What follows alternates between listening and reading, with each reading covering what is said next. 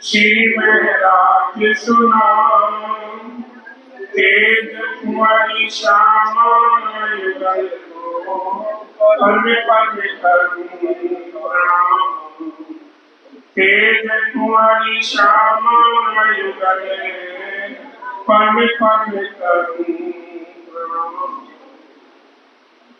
बोलो श्री रामनाथ प्यारे की जय। प्यारे सुंदर साथी, परमहंस महाराज श्री रामचंद्र जी का जीवन चरित्र आप सुन रहे हैं। कैसे बचपन से कितने कष्ट उठाए, किस तरह से आजीवन इनको माया से निकाला, जंगलों में भटके कहाँ गए, संतों की संगत करी और कोई न कोई शक्ति इनके साथ है जो समय समय पर वो चेताती रहती है, तो इनके हाथ को मरोड़ती रहती है और इशारा करती रहती है।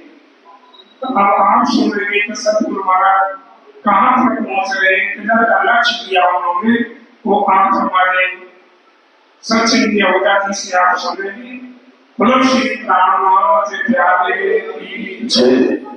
सतगुरु महाराज की जय। प्राणाधार आत्म संबंधी श्री सुंदर साहब जी, अभी अंतिम के चरण में हमने सुना था, जो आदरणीय पुजारी जी भी बता रहे थे कि झंडुदत्त के साथ एक न एक शक्ति साथ चल रही है, या यूं कहिए कि धाम नदी पार ब्रह्म उनको भी कसौटी पे कस रहे हैं। परीक्षाएं सबके जीवन में आती हैं,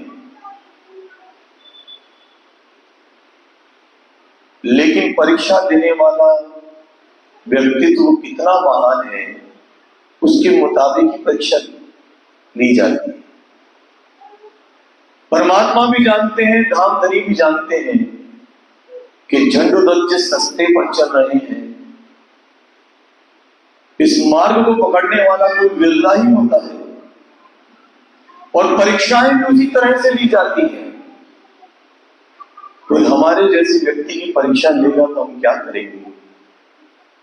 दूसरे तीसरे दिन ही कहेंगे भाई भगवान परमात्मा तू जहां है वहां ठीक, और मैं जहां हूं मैं वहां ठीक। लेकिन यहां बिल्कुल वैसा नहीं है। धनी अपनी नजर में रखे हैं, पंच वासनाएं उनके साथ चल रही हैं, क्योंकि परीक्षा इतनी जटिल है, इतनी जटिल है, और इस जटिल परीक्षा को पार करने के बाद जो परिणाम आने वाला है, वो परिणाम झंडुदत्त को राम तक में बदलने वाला है। वो परिणाम मात्र एक शेरपुर तक सीमित नहीं रहने वाला, वो जड़ोदा पांडा तक सीमित नहीं रहने वाला, वो परिणाम विश्व ब्रह्मांड के लिए आने वाला है। उसका फल विश्व ब्रह्मांड के लिए होने वाला है, जो युगों युगों तक, जब तक ये संसार है, परमहंस महाराज जी के तन से जो लीला हुई है, जो आगे हो रही है, उसका लाभ सब ब्रह्म मुनियों को कहिए, समस्त सुंदर साथ को कहिए मिलने वाला है। जिस किसी का भी बच्चा है उसको जरा बिठा दीजिए। और जब भी कभी ऐसा दिव्य शक्ति उनके पास आती है, तो पुजारी जी बता रहे हैं कि उनकी बाह कोई ना कोई मरोड़ रहा है, ऐसा उन्हें बार बार महसूस होता है। और जब प्रथम चरण में ऐसा हुआ, जब रात्रि में बैठे थे, दोनों घुटनों को जोड़ रखा है, आंखें नीची कर रखी हैं और सिर दिया हुआ है अपने दोनों घुटनों के बीच में। ये साधना का तरीका है, ये कष्ट है अपने ऊपर।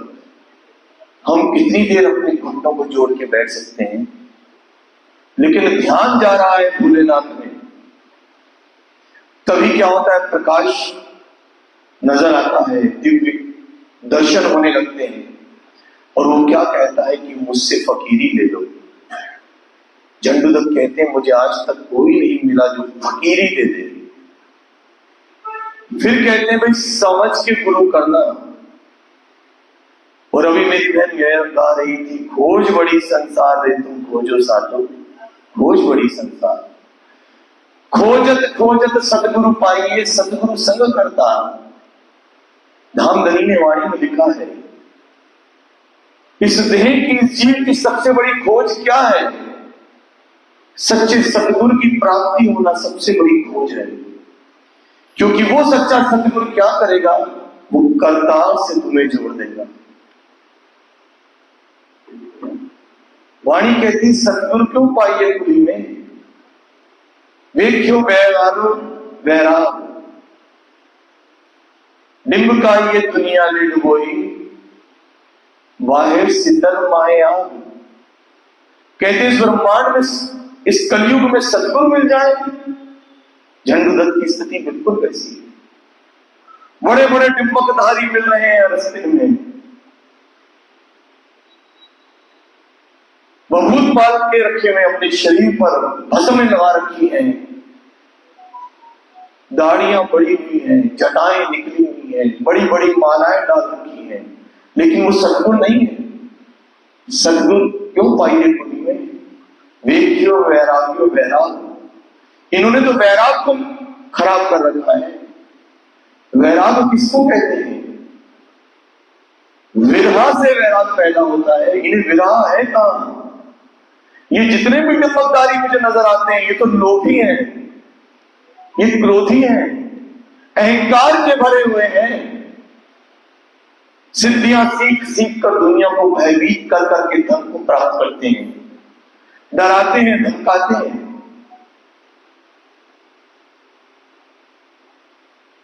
बैठे सतगुरु होए के आस करे शिष्य कह रही, वाणी कह रही। सतगुरु बन के बैठ तो गए हैं, लेकिन आशाएं करते हैं अपने शिष्यों से कि मेरा फला शिष्य है, बड़ा पैसे वाला है भाई। सतगुरु बन के बैठे हैं और आस किससे है? आस करे शिष्य के, चेलों से आशा उनकी। डूबे आप शिष्य सहित जाए कर खूब अंधेरी। ये ऐसे अंधेरे कुएं में खुद डूबते हैं और दुनिया को डुबाते हैं। इसका एक उदाहरण मैंने अपने जीवन में अभी देखा है। महीने भर पहले मां दुर्लभ जी हॉस्पिटल में एडमिट थी। पास के बेड में पांत जी लेटे हुए हैं, तबीयत बहुत खराब है। मैं मां से मिलने के लिए गया, पास में डॉक्टर उनको देख रहे हैं, क्या हो गया? लीवर खराब है, वजह बहुत शराब पीते हैं। डॉक्टर साहब मेरे सामने कह रहे हैं उनको, अरे कैसे मानूंगा यार, शराब पीती के लीवर डैमेज कर रखा है। और बाहर उनके चेले खड़े हैं, यो हाथ बांध के, अंदर मंत जी एडमिट है। ये अभी सुंदर साची मंदिर में बता रहा हूं, झूठ नहीं है भाई। और वो क्या कहते हैं, बाहर मेरे चेलों को बता रहा हूं ना, कहना उनको बताया नहीं, कहते रात के अंधेरे में शराब पीता था बैठ के।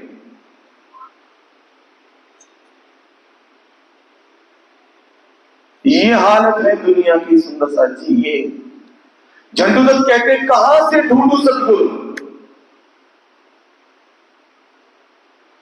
जो अपने चेलों से आस करते हैं कि मेरा चेला आएगा वो मुझे देगा, मेरा चेला। दुनिया भाग रही है इनके पीछे, सतगुरु नहीं मिलते हैं, इसलिए खोज कर रहे हैं सतगुरु की। और रास्ते में कैसे कैसे लोग मिलते हैं जिसको देखकर झंडूदत्त इतने दुखी हो जाते हैं। लेकिन जो भी कोई महंत उनसे मिलता है, वो झंडूदत्त को देखता है तो उनको ही गुरु बनाने लग जाता है।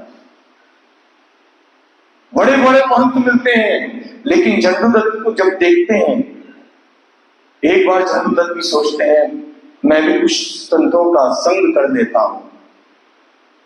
मार्ग में कुछ पंडित मिल जाते हैं, बड़े डिंबकधारी हैं, बड़े उनके ऊंचे नाम हैं। जब वो किसी मार्ग से निकलते हैं, दुनिया उनके कदमों में गिरने लग जाती है। कहते हैं जगन्नाथ जाना है, चलो झंडूदत्त साथ में चलो। लेकिन जब उनकी आभा को देखते हैं तो वो भी सिद्धियां प्राप्त किए हुए लोग हैं, वो झंडूदत्त को देखते कहते हैं ये साधारण व्यक्ति तो नहीं है। उनको गुरुजी कहने लगते हैं। झंडूदत्त कहते हैं मैं तो कुछ सदगुरु की तलाश में हूं, लेकिन उनके साथ थोड़ा सा समय व्यतीत करते हैं। लेकिन उन्हें एक दिन में चलना है 17 मील और वो चलते हैं 3। जैसे कोई 17 किलोमीटर रोज चल रहा हो, वो 3 किलोमीटर रोज चलते हैं। क्यों? क्योंकि उनको रास्ते में मिलते हुए जाना है, पैसे को इकट्ठा करना है। जगन्नाथ के दर्शन किसको पड़े हैं? लेकिन वहां पर कोई पंडित और मिल जाते हैं जिसका नाम करुदास है। करुदास अपने महत्व से भयभीत है। वो झंडूदत्त को अपना गुरु बनाना चाहते हैं। वो कहते हैं करुदास क्या बात है, क्यों परेशान हो? कहते हैं जो महंत जी की मैं सेवा कर रहा हूं, झंडूदत्त मुझे बचा दो। ये इतने डिपकधारी हैं, इतनी सिद्धियां इन्हें आती हैं, मैं जब भागता हूं ये मुझे पकड़ लेते हैं। झंडूदत्त देखते हैं किस तरह से प्रताड़ित करते हैं। चेला बना के रखा हुआ है, सुबह से शाम उससे काम करवाते रहते हैं। झंडूदत्त कहते हैं मैं भी इस मार्ग पे निकला था कि परमात्मा को पाऊंगा, कुछ आत्म शांति मिलेगी। लेकिन ये पंडित, ये महंत, ये ऐसे लोभी हैं, ऐसे लालची हैं, ऐसे क्रोधी हैं, मोह लोभ अहंकार से भरे हुए हैं कि जिसको गिरफ्त में ले लेते हैं उसको छोड़ते नहीं। झंडूदत्त समझते ये मैं कहां फंस गया, इनके बीच में बैठा हूं। लेकिन जब वो महंत झंडूदत्त के सामने आते हैं तो गुरुजी करने लगते हैं। ये आभास झंडूदत्त समझ नहीं पाते कि मेरे साथ हो क्या रहा है। ये वो इसलिए हो रहा है क्योंकि वो जानते हैं कि कोई ना कोई दिव्य शक्ति झंडूदत्त के साथ है। वो करुदास से कहते हैं अरे भाई ये तो 3 किलोमीटर चलते हैं, दिन में 3 मील चलते हैं, मैं तो 17-18 मील चलना चाहता हूं। ये तो पेट भरने में लगे हुए हैं और मुझे तो भूख लगती नहीं। महंत से कहते हैं महंत जी आप चलो, करुदास मेरे साथ चल रहा है। जो आ गया गुरु जी, आप आगे चलिए, हम आपके पीछे आते हैं। करुदास झंडूदत्त के साथ भाग पड़ते हैं। झंडूदत्त मुझे बचा लो, भागो करुदास, चलो, क्यों चिंता करते? 17 मील तक भागते चले जाते हैं। करुदास को लगता है कि अब तो मैं बच गया। लेकिन वो भी कौन है? पीछे चलने वाले सिद्धियां प्राप्त की रखी है उन्होंने। आगे चल के ऐसे मार्ग मिल जाते हैं, कहते करुदास कहां भाग रहा है, इधर कहां भाग रहा है तू? लेकिन झंडूदत्त को कुछ नहीं कहते।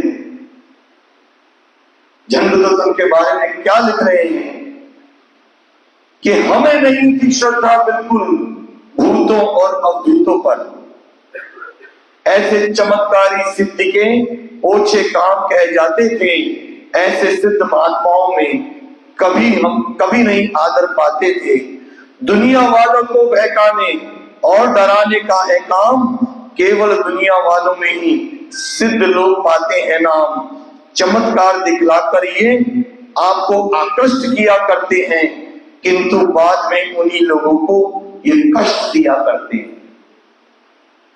अपनी सिद्धियां दिखाते थे, अपनी ताकत का प्रदर्शन करते थे, उन्हें परमात्मा से कोई लेना देना नहीं था। झंडूदत्त को भी कहते थे अरे कहीं नहीं मिलेगा परमात्मा, झंडूदत्त कहां भागते फिरते हो? लेकिन झंडूदत्त कहते हैं मैं इनको देख के कहता था तुम कैसे हो भाई, दुनिया के सामने दिखाते हो कि कितनी शीतलता है तुम्हारे अंदर, लेकिन अंदर कितनी भरम की आग भरी पड़ी है। करुदास जैसे न जाने कितने साधुओं को अपने वश में कर रखा है। अपनी सेवाएं कराते हैं, सेवा कराओ सतगुरु कहलाओ, अलग राजे में लखाई वाणी कह रही है सुंदर साथ जी। ऐसे ऐसे महंत घूम रहे हैं, सेवाएं कराते हैं, सतगुरु कहलाते हैं, और बुजुर्गी में ऐसे पड़े हुए हैं, अपनी पूजा कराते हैं। झंडूदत्त कहते हैं ऐसों को पकड़ पकड़ के दुख देते हैं।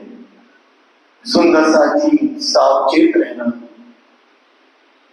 क्योंकि हम जिस संसार में रहते हैं, राह चलते कोई ना कोई मिल जाता है। मुझे मिला हुआ है,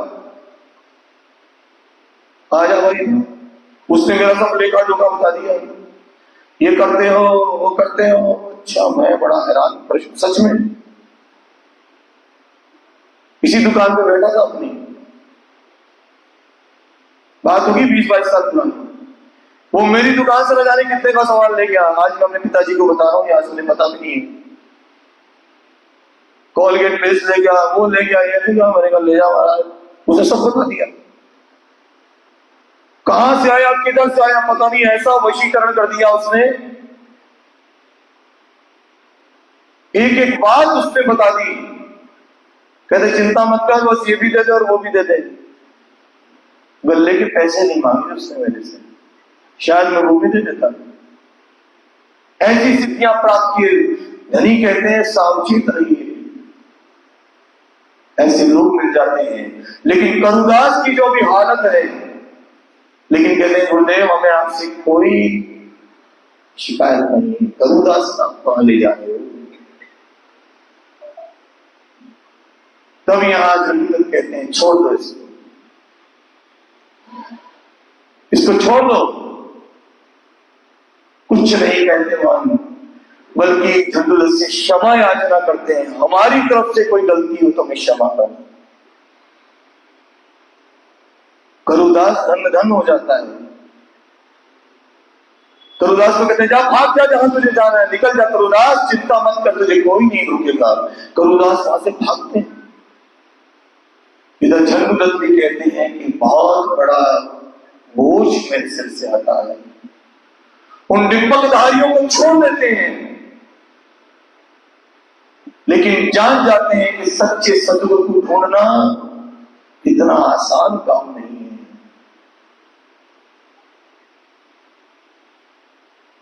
चलते हैं, जगन्नाथ की तरफ बढ़ने लगते हैं। 4-5 दिन हम भूखे रहते हैं सुंदर साथ जी।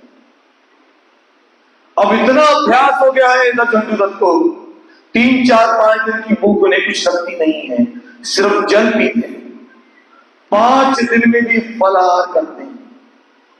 इसमें लिखा है गीतक में, जब यहां से साधुओं को छोड़ देते हैं, झंडुलत जब जगन्नाथ की तरफ बढ़ते हैं तो 3 दिन का व्रत रखते हैं। 3 दिन बाद थोड़ा थोड़ा भोजन करते हैं, फिर 3 दिन छोड़ते हैं।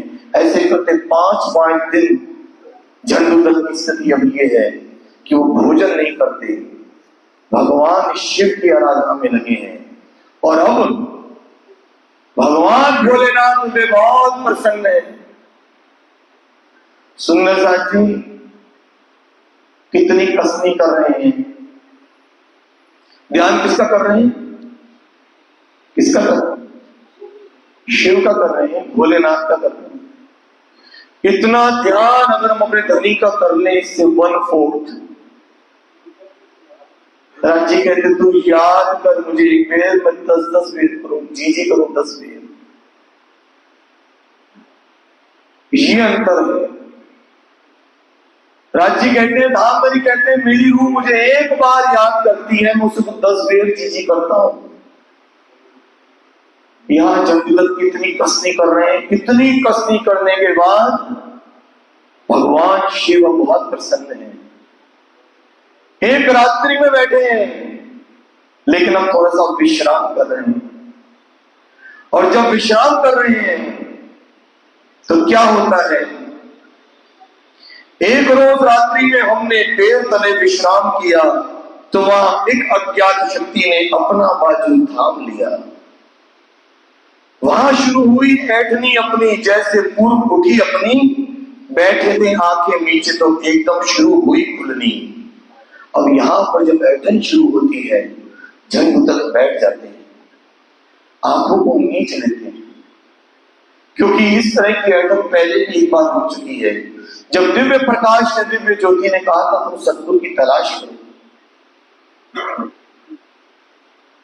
और यहां पर जब आंख मीच कर बैठे ऐठन शुरू होती है तो क्या कहते हैं, एक प्रकाश सा आया सन्मुख बढ़ता हुआ बेतौल, इतने में कानों में आने शुरू हुए कुछ बोल। देखो अब शिव दर्शन होंगे, उनसे बातें कर लेना। अगर कोई उलझन हो मन में तो अब समझ बूझ लेना। जब बैठक शुरू होती है, दिव्य प्रकाश दिखने लगता है, आंखें धीरे धीरे जन्नत की खुलने लगती हैं, बोल सुनाई देने लगते हैं कि शिव आने वाले हैं जन्नत। अब तेरे मन में जो शंका है उनसे पूछ लेना। भगवान के दर्शन होने वाले हैं तो क्या कहते हैं, बड़ा तेज द्रुगति से एकदम चमक उठे पृथ्वी के अंग, तेज पुंज के मध्य विभूति रमे की प्रतिमा एक सुरंग। बहुत तेज प्रकाश निकलता है, चारों तरफ इतनी रोशनी हो जाती है, लगता है कि पृथ्वी जितनी भी है वो प्रकाशवान हो चुकी है। इतना नूर निकलने लगता है, इतनी तेज निकलने लगती है, और एक प्रतिमा सामने खड़ी हो जाती है और क्या कहते हैं, प्रभा पूर्ण मनोहर अति सुंदर। प्रभा, ऐसा प्रकाश है और मनोहर है, अति सुंदर है, और दिव्य कांति उभर रही है उसमें से, दिव्य कांति। और आड़े रूप से नजर आ रहे हैं, शिव के बंके नयन दिखाई दे रहे हैं झंडू। और क्या कहते हैं कि जब प्रत्यक्ष हो गए उमापति, अब उमापति प्रत्यक्ष नजर आ रहे हैं, कह रहे हैं मैंने उनको देखते ही सर झुका दिया, पुलक पुलक अंतर में हमने गदगद होकर प्रणाम किया, रोमावली रोमांचित हो गई, मेरा रोम रोम रोमांचित हो रहा है भोलेनाथ को देखकर, उमापति को देखकर। क्योंकि जब से यात्रा पर निकले हैं भोलेनाथ को ही याद कर रहे हैं। और उमापति जब प्रत्यक्ष नजर आने लगते हैं, जब साक्षात्कार होने लगता है, तब वो जो ऐसी आभा नजर आती है कि जैसे चंद्रमा अपनी कलाएं बिखेर रहा हो, उसमें इतनी शीतलता नजर आती है, ऐसा उनके बंके नयन दिखाई दे रहे हैं। और क्या दिख रहा है, करडमन त्रिशूल कांधे पर सर्प रहे काले लहरा, उनके सिवा ना कुछ दिखता था, जैसे सब कुछ अस्त हुआ। हाथों में डमरू है, त्रिशूल कांधे पर नजर आ रहा है, काले सर्प लहरा रहे हैं उनके गर्दन पर। और क्या लग रहा है, जैसे सब कुछ अस्त हो चुका है इस ब्रह्मांड में, सिर्फ उमापति दिख रहे हैं। और उमापति क्या कहते हैं, हे भक्त गुरु धारण कर लो। गुरु की महिमा कितनी है सुंदर साहब। सतगुरु मेरा श्याम जी मैं अहमिस चरने, सनमंद मेरा याई तो मैं ताथे सदा सुख ले। सतगुरु करतार का अवतार होते हैं, खुदा की गवाही खुदा देता है। जब सतगुरु के हृदय में खुदा बैठता है तो परमात्मा या खुदा सतगुरु में कोई अंतर नहीं। वो कहते हैं कि गुरु कर लो, झंडूदत्त कहते हैं आप क्या श्रद्धा रहे, लेकिन उमापति है भोलेनाथ मुझे कोई मिला नहीं ऐसा जिसको मैं गुरु धारण कर लूं। कहते हैं शिव को गुरु बना दो, सब कार्य पूर्ण हो जाएंगे। झंडूदत्त कहते हैं शिव महाराज कहां मिलेंगे, समझ नहीं पाते कि भोलेनाथ किस तरफ इशारा कर रहे हैं। ये कहते हैं चिंता मत करो आगे मिलेंगे, रोमांचित हो जाता है, आगे गुरु मिलेंगे। ये कहकर अचानक शिव अंतर्ध्यान हो जाते हैं, और जैसे ही अंतर्ध्यान हो जाते हैं देखते हैं चारों तरफ जो नूर बिखरा हुआ था, जो चंद्रमा की शीतलता दिख रही थी, वो अंधकार में बदल जाती है। इतने से वार्तालाप की बात चंद्रदत्त अपने मन को खटकाते थे कि शिव मिले थे, पता नहीं वार्तालाप भी मेरे मन तूने ढंग से किया या नहीं किया, लेकिन ये तो कह दिया भगवान भोलेनाथ ने कि आगे मिलेंगे। ये क्यों हो रहा है? ये इतनी कसौटी पे कसा जा रहा है चंद्रदत्त को। कोई ब्रह्मांड में बिरला ही होता है सुंदरसाज जी। मैंने पहले भी कहा था, परमहंस कोई उपाधि नहीं होती, परमहंस एक अवस्था होती है, और ये अवस्था कितने दुखों को प्राप्त करने के बाद मिलती है। जब ये देह तिल तिल तक कटती है, जब ये पेट पीछे की कमर से जुड़ जाता है ना, तब परमहंस अवस्था आती है। और संसार में न जाने कितने पंडे घूम रहे हैं, बता रहे हैं दुनिया को लूटने के लिए, लोग लालच काम क्रोध में घूम रहे हैं। लेकिन यहां जब शिव कहते हैं कि आगे सदगुरु मिलेंगे, उनके अंदर इतना रोमांच आ जाता है, जगन्नाथ की यात्रा वो पल में तय करना चाहते हैं, भागते हैं जगन्नाथ की तरफ, और कुछ दिनों में जगन्नाथ के पड़ाव में पहुंच जाते हैं। मन अति प्रसन्न है, ये जानकर भी प्रसन्न है कि भोलेनाथ मेरे साथ है। लेकिन आगे आप देखेंगे ये जो भोलेनाथ है ना,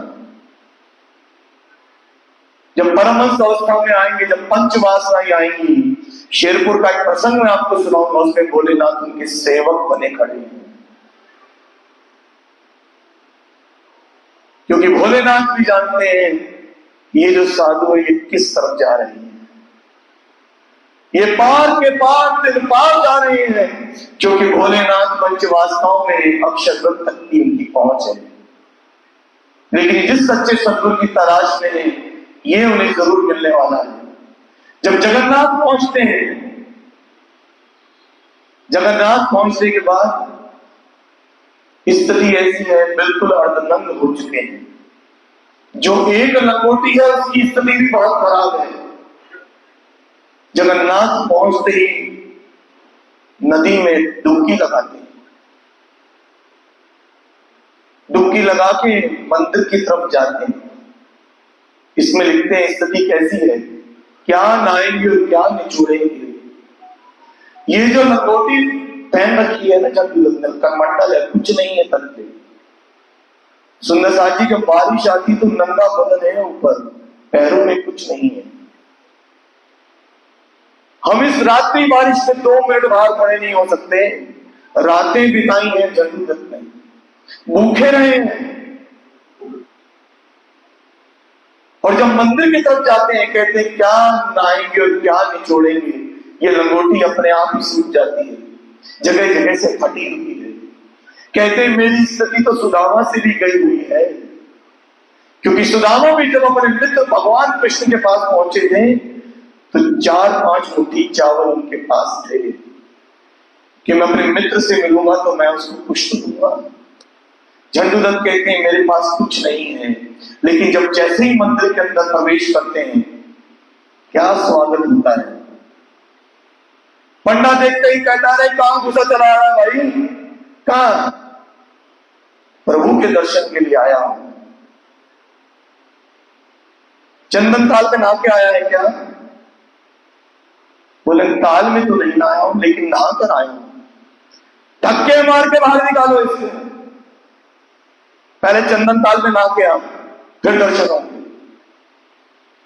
एक सिपाही आता है, धक्के मार के बाहर निकाल देता है। मन में सोचते हैं कितनी दूर से आए हैं। मंदिर के बाहर निकलते हैं, चंदन ताल का पता करते हैं, फिर चंदन ताल में जाते हैं, डुबकी लगाते हैं, फिर मंदिर में प्रवेश करते हैं। पंडे की नजर अभी भी उसी पर है कि फिर आ जाए, क्योंकि वस्त्रों को देख रहा है, न जाने कहां कहां से चले आते हैं। दर्शन करते हैं, प्रतिमा के दर्शन करते ही प्रणाम करते हैं और सोचते हैं दिव्य पुरुष ने कहा था कि साक्षात दर्शन होंगे। प्रतिमा नजर आती है, दर्शन नहीं होते। फिर देखते हैं कि लोग परिक्रमा कर रहे हैं, शायद पीछे दर्शन हो जाएंगे, परिक्रमा करते रखते हैं। जब परिक्रमा करके वापस आते हैं फिर देखते हैं जो कि क्यों दर्शन नहीं होते। कहते हैं कुछ कमी है, परिक्रमा और बढ़ाने लगते हैं। परिक्रमा करते करते करुदास बन जाता है। अरे करुदास तू भी परिक्रमा कर रहा है? बोलता है दर्शन हुए? कहते हैं बैठे तो है, दर्शन हो तो रहे हैं। अरे नहीं, प्रत्यक्ष दर्शन हुए क्या? करुदास समझ नहीं पाते। पंडे का ध्यान उनमें चला जाता है, कहते पागल है क्या है? लिखा है।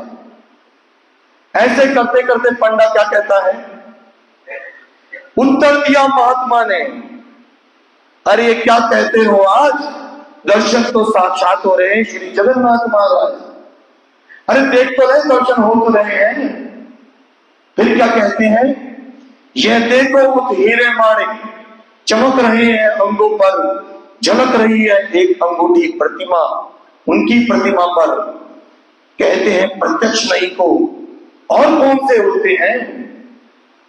महात्मा पंडित कहता है भाई देख पहले हीरे मोती से जड़े हुए हैं जगन्नाथ, और कौन से दर्शन होते हैं? लेकिन झंडूदत्त को तो प्रत्यक्ष दर्शन कर रहे हैं, करने हैं, क्योंकि महात्मा ने कहा था कि जाओ जगन्नाथ जाओ, 1000 किलोमीटर चलकर आ रहे हैं झंडूदत्त, प्रत्यक्ष दर्शन पाना चाहते हैं। कहते हैं मैं तो महात्मा के वचनों से बंद कर आया था। उस ब्राह्मण को कह रहे हैं कि तुम्हें जाओ, तुम कृतार्थ हो जाओगे, जगन्नाथ जी तुम्हें दर्शन देंगे। लेकिन ये तो वैसे के वैसे हैं। इस बात की बातें सुनते हैं, पंडित कहता है तो वो दीवाना कोई पागल ही है भाई। सिपाही को बुलाते हैं, कहते इसको बाहर निकालो, इसको प्रत्यक्ष दर्शन चाहिए। ये प्रत्यक्ष दर्शन उनकी नजर में तो यही है। झंडूदत्त कहते हैं आप चिंता मत करो, मुझे और परिक्रमा करने दो, क्या पता प्रभु मेरे प्रसन्न हो जाए। वो कहते हैं अरे पागल है, बाहर निकालो इसको। धक्के मार मार के बाहर निकाल देते।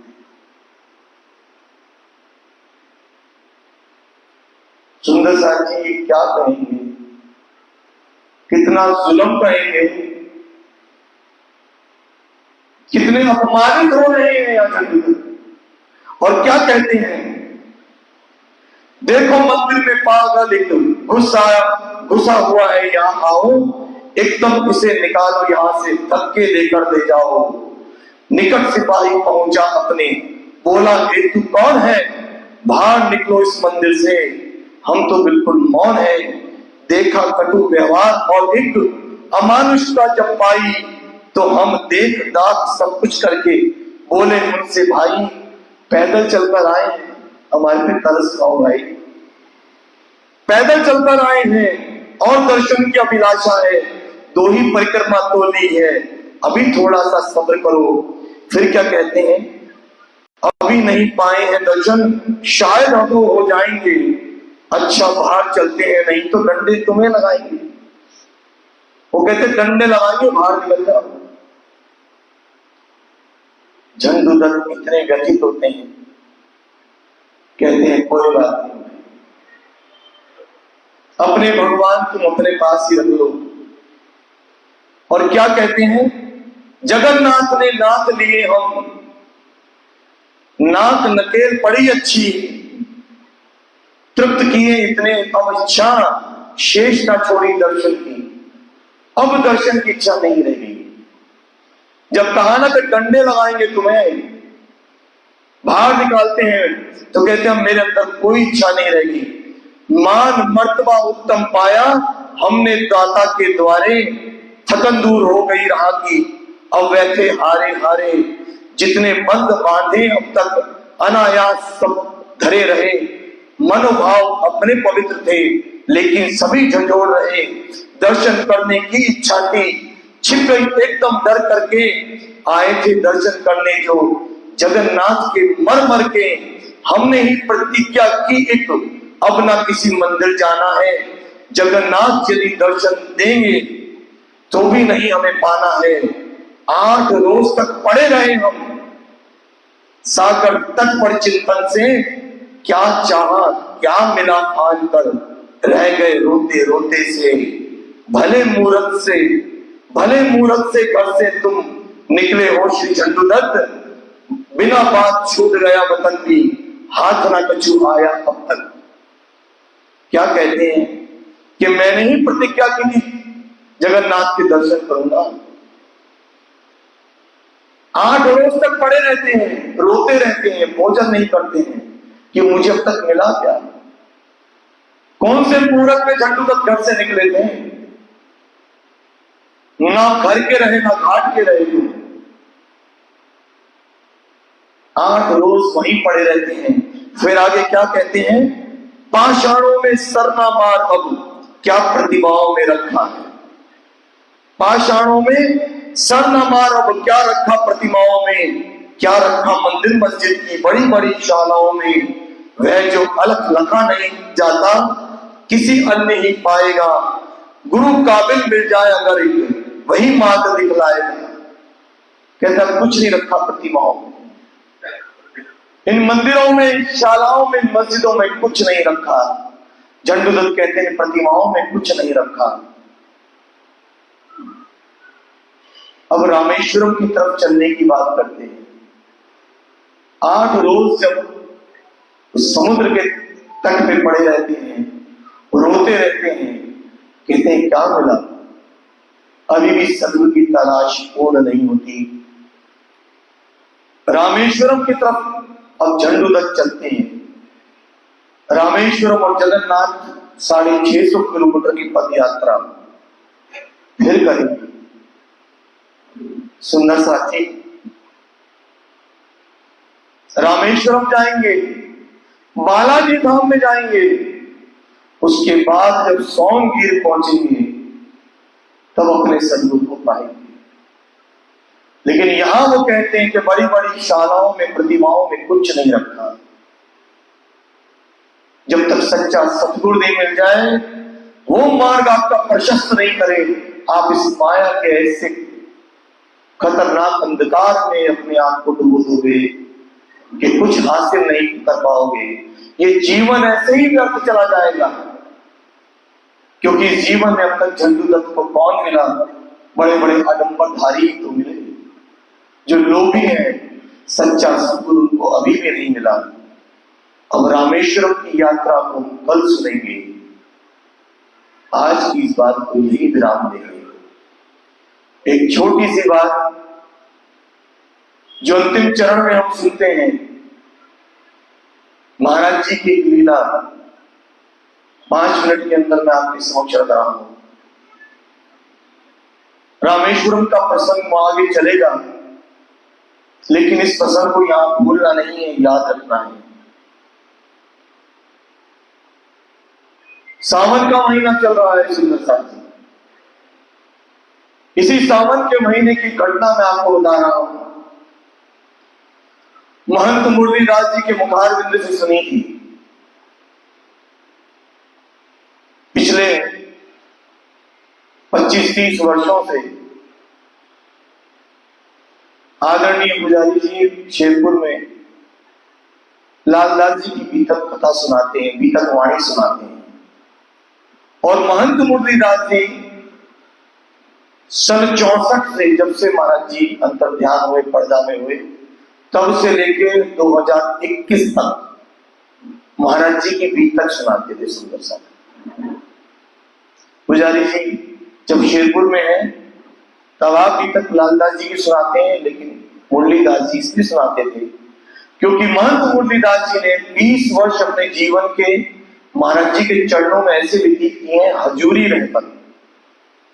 जो सदगुरु के हजूर में है, जो हमेशा उनका थैला उठा उठा के चलते हैं, उन्होंने अपना जीवन ऐसे बिताया है। उनके द्वारा बताई गई घटना कि बोले मैं सतगुरु के हजूर में था और मेरी उम्र उस वक्त 18 से 20 वर्ष की थी। जब मैं 5 साल का था तो मेरे माँ बाप बहुत गरीब थे, जड़ोदा पांडा में रहते थे। और उन्होंने कहा कि महाराज जी, खाने पीने को हमारा ही गुजारा नहीं होता, इस बच्चे को आप ही पाल दो। महाराज जी ने मुरलीदास जी को अपने पास लिया और प्रेम से उसका नाम मुन्ना रखा। हम बचपन से उनको मुन्ना पुजारी जी कहते आए हैं। मुन्ना पुजारी जी परमहंस महाराज जी की सेवा में है। सावन का महीना है और शामली के बहुत बड़े महंत हैं जो कांवड़ यात्रा लेकर निकलते हैं। और उनका नियम है, जब कांवड़ यात्रा निकलती है सावन में तो वो शेरपुर माता देखने के लिए जरूर जाते हैं। तो उनके साथ के जो दूसरे ब्राह्मण है, पंडित है, वो कहते हैं महंत जी, थाना भवन से सीधा हरिद्वार जाना होता है, आप क्या बार बार हमारे शेरपुर ले जाते हो। लेकिन महंत जी कहते हैं तुम्हें नहीं पता भाई वहां कौन बैठा है। इस बार भी शामली से बहुत सारे पंडित ब्राह्मण कांवड़ यात्रा के लिए निकल रहे हैं और उनके महंत जी ने कहा है कि कांवड़ तो निकलेगा लेकिन शेरपुर मत्था टेक पर जाएंगे। 2-4 ब्राह्मण फिर उन्हें कहते हैं मंत्री जाना जरूर है क्या? कहते हैं जब तक शेरपुर वाले का दर्शन नहीं करूंगा हरिद्वार में डुबकी लगाना बेकार है भाई। उनसे भी कोई ज्यादा बात नहीं करता। प्रातः 7:30-8 बजे कांवड़ यात्रा शामली से निकलती है। जाना हरिद्वार है, शेरपुर में पड़ाव पड़ता है। इधर परमहंस महाराज जी शेरपुर में तारतम भवन में बैठे हैं। सुबह की मंगला आरती हो चुकी है। उस समय कोई टेलीफोन नहीं होते थे सुंदर साहब, कोई पत्र व्यवहार नहीं होता था। मुरलीदास जी को बुलाते हैं, मुन्ना पुजारी जी को बुलाओ। जुगलदास जी को बुलाया जाता है। कहते व्यवस्था करो भाई, 400-500 महंत आने वाले भाई आश्रम में, कांवड़ वाले। जुगलदास महाराज कहते हैं अरे कौन, किसने कहा? अरे भाई तुम्हें बता दिया भाई, 400-500 का इंतजाम करो भोजन का। बड़े हमारे बताया करते हैं, जब महाराज जी कोई बात कह दिया करते थे तो दूसरा प्रश्न नहीं होता था। मन में बात जरूर उठती थी, आज किसने बताया सतगुरु को कि कौन आने वाला है। जुगलदास महाराज जी गांव से सुंदर साहब को बुला के लाते हैं। 500 सुंदर साहब की महंतों की भोजन की व्यवस्था की जाती है। 12-12:30 बजे का समय हो जाता है। तारतम भवन में संदेश दिया जाता है। मुरलीदास जी बताते हैं, मैंने कहा महाराज जी भोजन तो तैयार है। महाराज जी इशारा करते आने वाले भाई, चिंता ना करो। समय व्यतीत होता है, 1 बज जाता है, 1:30, 2, 2:30 बज जाते हैं। फिर अर्ज विनती होती है, महाराज जी जीवने वाले आए नहीं, क्या करना है? सुंदर साथ भी खड़ा है जिवाने के लिए। जब इतने महंतों को भोजन जिमाना है, व्यवस्था कर रखी है। महाराज जी फिर कहते चिंता ना करो भी आने वाले हैं। 3-3:15 बजे का समय हो जाता है। अचानक आश्रम के पास से हर हर महादेव की आवाजें आती हैं, बम बम बोले की आवाजें आती हैं, मिट्टी के रेत उठने लगते हैं। बहुत से ब्राह्मण आश्रम की तरफ बढ़ने लगते हैं। महाराज जी अपने आसन से उनके मुख्य द्वार पर पहुंच जाते हैं। सबसे आगे महंत जी चल रहे हैं, जिनको पहचान है कि कौन है। जाते ही दंडवत प्रणाम करते हैं। महाराज जी उनको उठाते हैं, गले से लगाते हैं, सबको प्रणाम का अभिवादन करते हैं। वो बम बम बोले करते हैं। महाराज जी को बैठाने की व्यवस्था कर रखी है। शेरपुर में तो जाते ही ना, अरे जीव लो भाई जीव लो, जब भी जाओगे। जिमाने की व्यवस्था होती है, सारे ब्राह्मण बैठ जाते हैं। मुरलीदास जी, जुगलदास महाराज जी सब भाग रहे हैं, व्यवस्था हो रही है। पत्रों में आरोप दिया जाता है, सामान परोस दिया जाता है। महाराज जी तारतम भवन में बैठ जाते हैं। सुंदर साथ भाग रहा है। सारे ब्राह्मण बैठ रहे हैं। जब सब कुछ आरंभ किया जाता है, भोजन आरंभ ही होना होता है, अचानक एक पक्षी आसमान से उड़ता है और अचानक पंगत में आके गिर जाता है, या यूं कहीं मर जाता है। ये अचानक ऐसी जब घटना हो जाती है तो ब्राह्मण पंडित खड़े हो जाते हैं, अरे हम नहीं जीवेंगे भाई, हम ये भोजन नहीं करेंगे। ये पक्षी कैसे गिर गया? अभी आरोगना शुरू ही करना था, भोजन परोसा हुआ है, जयकारा लगना है। मुन्ना पुजारी जी कहते हैं, मुरलीदास जी कहते हैं, मैं भागा हुआ गया। मैंने कहा मैं अभी हटा देता हूं। जब हटाने का प्रयास करते हैं तो एक ब्राह्मण खड़ा हो जाता है, नहीं रुक जाइए आप, महंत जी को बुलाओ। कहां है वो? जिन्होंने व्यवस्था की है उनको बुलाइए, वो हटाएंगे। सुंदर साहब को बुरा तो लगता है, अरे महाराज हम हटा रहे हैं, आप क्यों चिंता कर रहे हैं?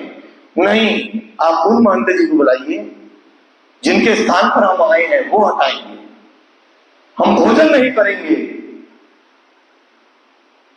मुन्ना पुजारी जी हजूर में भागे हुए जाते हैं, तारक भवन में महाराज जी बैठे हैं, उनको सारी घटना बताते हैं। महाराज जी न जाने एक पक्षी कहां से पंगत में गिर गया, पूर्व मूर्छित है, वो मर गया है। ब्राह्मण भोजन नहीं कर रहे हैं, कह रहे हैं पहले इसको हटाओ। बोले हटा दो भाई। वो कह रहे हैं कि आप हटाइए। महाराज जी कहते हैं हम हटा देते हैं, इसमें क्या बात है। उठ जाते हैं। अब महाराज जी स्टिक लेकर चलते हैं, उम्र का पड़ाव ऐसा है, अपनी स्टिक सोटी उठाते हैं, धीरे धीरे पंगत की तरफ बढ़ते हैं। और पंगत वहां लगती है जहां पर गुमटी बनी है, शिवलिंग बना है, आपने देखा होगा कुएं के सामने, जहां पे ताल है, हमारा सरोवर है, वहां पर पंगतें लगी हुई हैं, ब्राह्मण सब देख रहे हैं। महाराज जी चलते हुए आते हैं, कहते कहां है भाई बताओ। देखते हैं पक्षी गिरा पड़ा है, कहते अभी हटा देते हैं। मुरलीदास जी से लाओ भाई सामान लाओ, इसको उठाते हैं। अचानक एक कहते हैं ना महाराज ऐसे नहीं होगा, इसको जिंदा करना पड़ेगा तो भोजन करेंगे, नहीं तो आप में से एक भी ब्राह्मण आपके आश्रम का भोजन नहीं लेगा।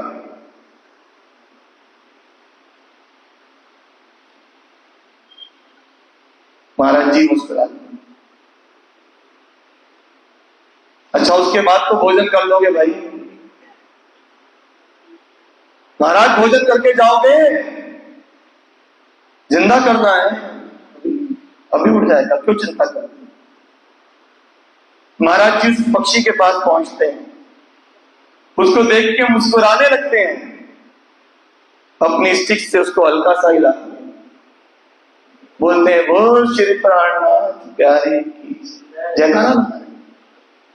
उनसे भी कहते हैं बोलिए श्री प्राणनाथ प्यारे की, सदगुरु महाराज की। जैसे बोलते हैं सदगुरु महाराज की, वो पक्षी आसमान में उड़ने लगता है। जैसे ही वो उड़ता है वो महंत खड़े हो जाते हैं, अरे मैं तभी तो कहता हूं तुम्हें क्या मालूम यहां कौन बैठा है। अरे मैं तुम्हें कहता था ये वो बैठे जो जीवन दान देते हैं। लेकिन एक बात मैं आज तुम सब ब्राह्मणों से कह रहा हूं, तुम जीवन दान मत मांगना इनसे, इनसे मांगना हो तो अपनी इस मुक्ति का दान मांगना। ये यहां हो बैठे। महाराज जी भी मुस्कुरा के कहते हैं भाई गुरु महाराज करें, अरे सब प्राणनाथ करते हैं, हम क्या करते हैं, तुम जीव लो भाई, जीव लो, जीव लो। पुजारी मुरलीदास जी कहते हैं प्रत्यक्ष हमारे सामने की लीला है। ये जीवन दान तो देते हैं, लेकिन महंत जी कहते हैं जीवन का दान से बड़ा इस जीव को जो मुक्ति मिल जाए, इस आत्मा को जो पिया के चरण मिल जाए, उससे बढ़ के कुछ नहीं है। और महंत भोजन कर करके भाग रहे हैं तारक भवन की तरफ, आशीर्वाद देना चाहते हैं। महाराज जी अपने उस महंत मित्र से कहते हैं भाई इन्हें ले जाओ।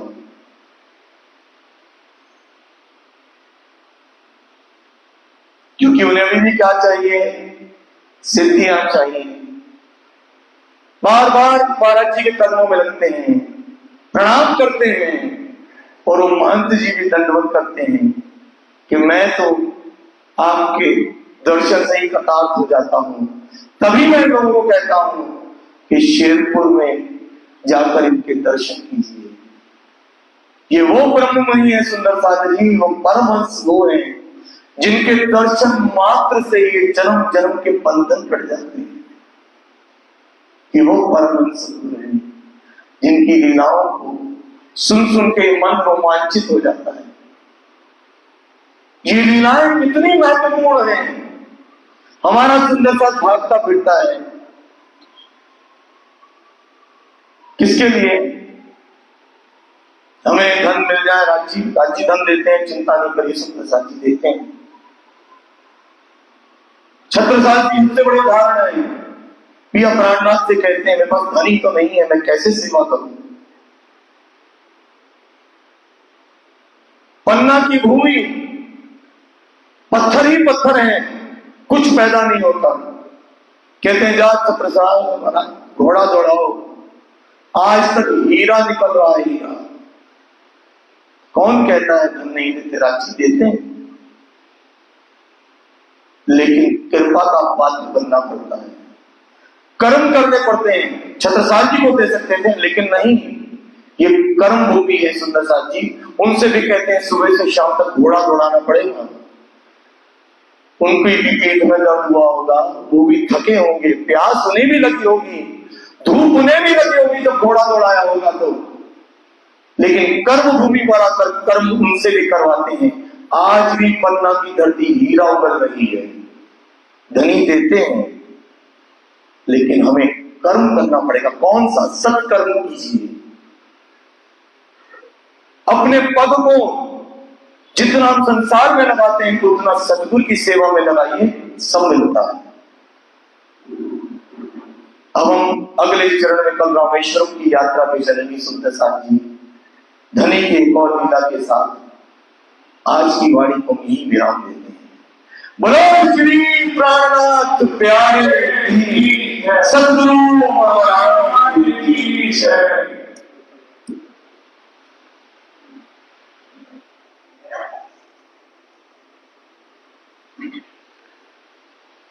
अब तो गुरु धारण करो कहीं,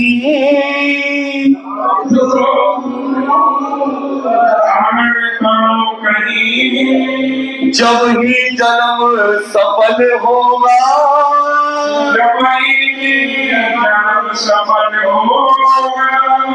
वरना आना जगन्नाथ तक,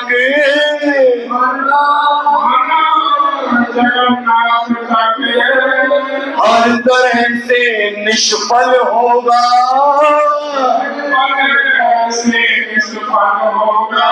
हर तरह से निष्फल होगा।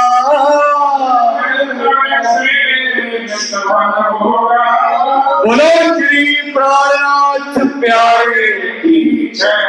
मंगल श्री राम की जय, श्री पांडुरा की जय, श्री महाराज की जय, श्री सुंदर की जय, श्री सुंदर साहिब जी के चुनाव में मार्गदर्शक आत्मा।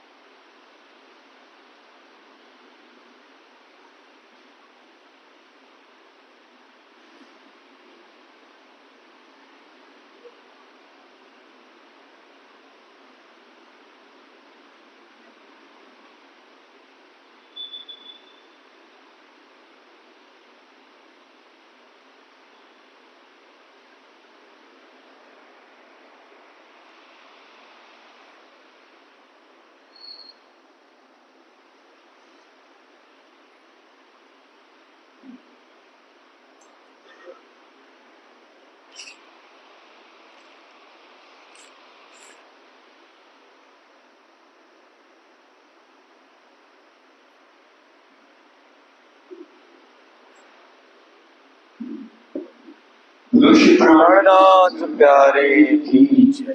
पूर्ण ब्रह्म से न्यारी, पूर्ण ब्रह्म से न्यारी,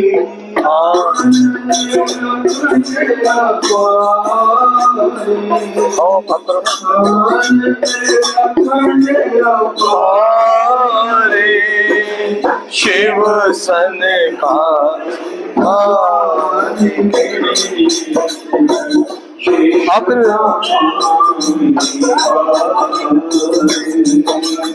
अगम जान के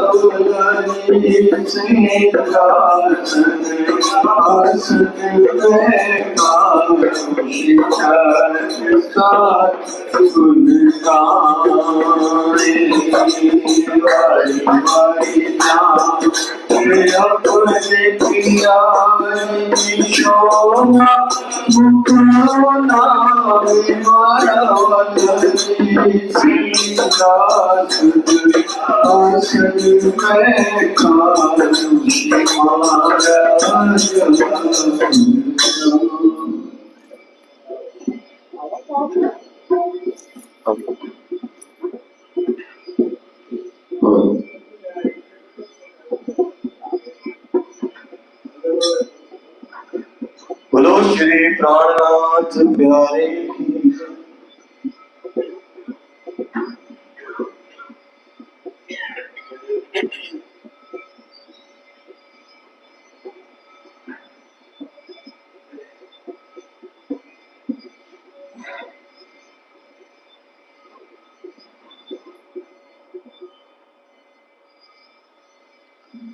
आरती करो सुंदर वाला जी ने तेरी माने, नमाए माना वाला पागल ताल मृदंग झांझर जंतर बाजे सखियां निरंकारी गावे माना वाला जी ने सुंदर बदन सुहावणो गाई शोभानु नहीं पावे अरे सब सखियां गई मारा वाला जी ने उपतन माते जीव करूं बलबल भारे हरे वाला सुंदर स्वरूप बल तो एक पंछी महामती जाए बलबल हरे हरे वाला सुंदर स्वरूप युगल तो एक पंछी महामती जाए बलबल बोलो श्री प्राणनाथ प्यारे कृष्ण कन्हैया धाम के धनी वायुराज महारानी की महाराजा छत्रसाल बाबा दयानंद साहेब आपकी सदा सतगुरु श्री राम दास साहेब आपकी सदा जय। सच्चिदानंद रूप सांग श्यामा की जो